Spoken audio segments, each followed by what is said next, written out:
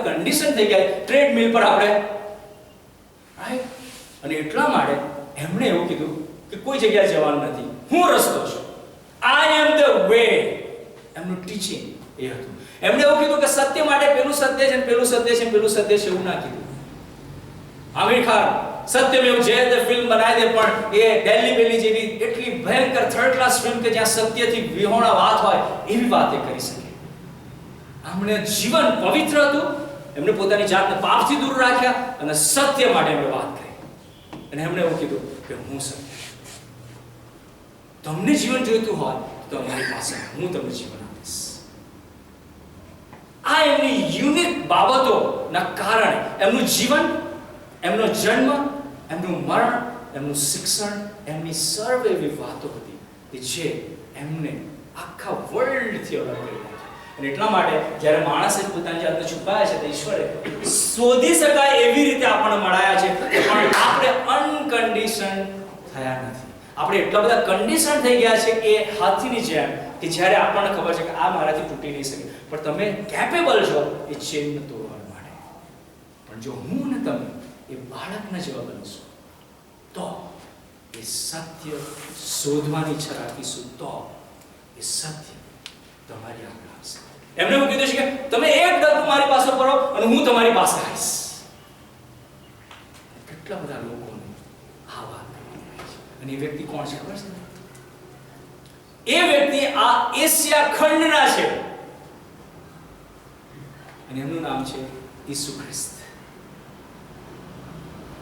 હવે તમને એવું લાગશે કે ના આ કેમનું તમે કન્ડિશન થઈ ગયા છો, શું એવું ના? ઓકે, એમણે ઇથોપિયાની અંદર જ્યારે આ વાત કરવામાં આવી ત્યારે ઇથોપિયાના કાળા લોકોએ આ વાતને સમજ્યા કે ના આની અંદર કશું છે, અને એમણે પોતાના જાતની અંદર અનુભવ કર્યો અને એમણે એમનો સ્વીકાર કર્યો.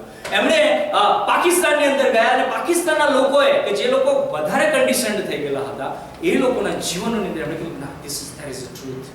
એમણે અમેરિકાની અંદર અને એવી જગ્યાએ એવા દેશોની અંદર ગયા અને ત્યાં એમણે કીધું ના this is true. Most intelligent person, right? Super power દેશના લોકોએ કીધું ના અને પોતાની આગળ રમાઈ ગયા. કોણે એવું કીધું છે કે નેપોલિયન અને એલેક્ઝાન્ડર આ બધા એવા કિંગ થઈ ગયા કે જે લોકોએ જગતને રૂલ કરવાનો પ્રયત્ન કર્યો, પણ આમની યુનિકનેસ એ હતી કે આમણે બીજા વર્લ્ડના લોકોના હૃદયો જીતી લીધા પોતાની યુનિકનેસથી. કારણ કે એ ઈશ્વર જે આત્મા હતા એમણે પોતાની જાતને પ્રગટ કર્યા. એટલે સુધી પ્રગટ કર્યા હું ને તમે થોડુંક શોધવાથી એમને મળી શકીએ છીએ. મળી શકીએ છીએ એટલું નહીં, આપણે એમના પાપોની માફી મેળવી શકીએ છીએ. આપણા જીવનને ભરપૂર જીવનની અંદર ફેરવી શકીએ છીએ. એ પ્રભુ ઈસુ ખ્રિસ્ત આજે જ્યારે યુનિક રીતે તમારી આગળ ઊભા છે ત્યારે તમે એક વસ્તુ કહી શકો, થોડીક વાતો સમજ પડી પ્રભુ, થોડીક વાતો નહીં સમજ પડી, પણ હું આજે બાળકને જેવું અનલર્ન કરું છું. હું સત્ય શોધવા માંગુ છું. હું પૂછીશ, જે હું માનું છું એનો હું વાય પૂછીશ. હું લોજિક છે કે નહીં સેટ કરીશ. અને જો તમે સત્ય હો તો તમે મારી જાતને વ્યક્તિગત રીતે મને રિવીલ કરો. 15 યર્સનો હતો, 14-15 યર્સનો હતો ત્યારે ઈશ્વરે મારી જાતને, પોતાની જાતને મારી આગળ રિવીલ કરી. અને ત્યારથી મારું લાઈફ ફૂલફિલ્ડ લાઈફ થઈ ગયું છે. વર્લ્ડની અંદર જો સૌથી વધારે વંચાતું પુસ્તક કોઈ હોય તો એ બાઇબલ છે. એવું નથી કાળા થઈ ગયા છે, કન્ડિશન થઈ ગયા છે, એવું નથી.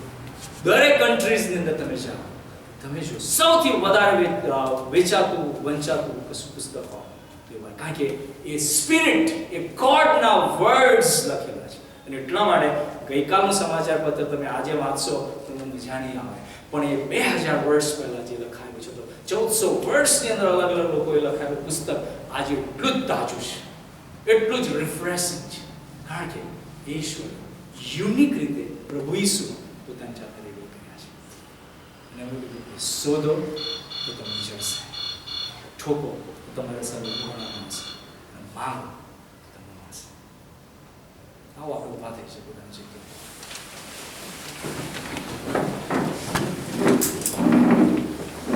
આંખો ખુલ્લી રાખવી હોય, આંખો બંધ કરી ઉઠી શકતો થોડી પળો માટે જીવન સમજાવો કે શું શું હું એ નાની ચેન એવી ઘણી બધી ચેન્સથી કન્ડિશન થઈ ગયેલો છું, કન્ડિશન થઈ ગયેલી છે. તમે ઈશ્વરનો કહો, પ્રભુ આભાર માનું છું તમે એટલો બધો રિવીલ નહીં કર્યા કે મારી તમારી હાજરી મારાથી સહન ના થાય, પણ તમે કોઈ જગ્યાએ થોડા પોતાની જાતને છુપાયા છે, મારે શોધવાના છે. જ્યારે હું શોધી રહેવા માંગુ છું ત્યારે પ્રભુ તમે મને સમજ આપો, મારી સાથે વાત કરો. હું આજે અનલર્ન કરું છું, છે કે માનતો તે બધું હું આજે બાળકના જેવો બની સર્ચ કરવા માંગુ છું. ટ્રુથ લોર્ડ, તમે મને રિવીલ કરો. તમે આત્મા છો અને તમે મારામાં એક આત્મા મૂકેલો છે જે તમને ડાયરેક્ટ કનેક્ટ કરી શકે છે.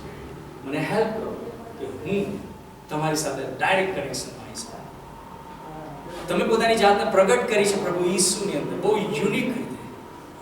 એમનું મરણ યુનિક હતું, એમનું જીવન યુનિક હતું, એમનું શિક્ષણ યુનિક હતું, એમની પવિત્રતા એમની યુનિક હતી. તમે મને મારી સાથે વાત કરો, મને બતાવો કે શું છે. બીજું કશું જ કરવાનું નથી. તમારે થેન્ક યુ કહેવાનું છે. લોર્ડ થેન્ક યુ, તમે મને આજે બતાવો. બીજી વાત જે કરવાની છે, સોરી લોર્ડ, મેં કદી વિચાર્યું નહીં, મારી મસ્તીમાં જ રહ્યો, મારી મસ્તીમાં જ રહ્યો, પણ માફ કરો. આજે હું સમજુ છું અને તમને શોધવા માંગુ છું અને મારા પાપોની માફી માંગુ છું. જે તમે આપેલો જે આત્મા મારામાં છે એ જ્યાં જ્યાં દુઃખી થયો છે એના માટે હું તમને સોરી કહું છું, પણ માફ કરો. અને ત્રીજી વસ્તુ, thank you lord, help me lord, મને હેલ્પ કરો કે મારું જીવન હવે પછી ફૂલફિલ્ડ લાઈફ હોય. થેન્ક યુ, સોરી અને હેલ્પ મી. આ ત્રણ વર્ડ્સ રોજના જીવનની અંદર તમે મૂકશો, તમારા જીવનની અંદર પોતે આવશે, પોતાની જાતે આવશે.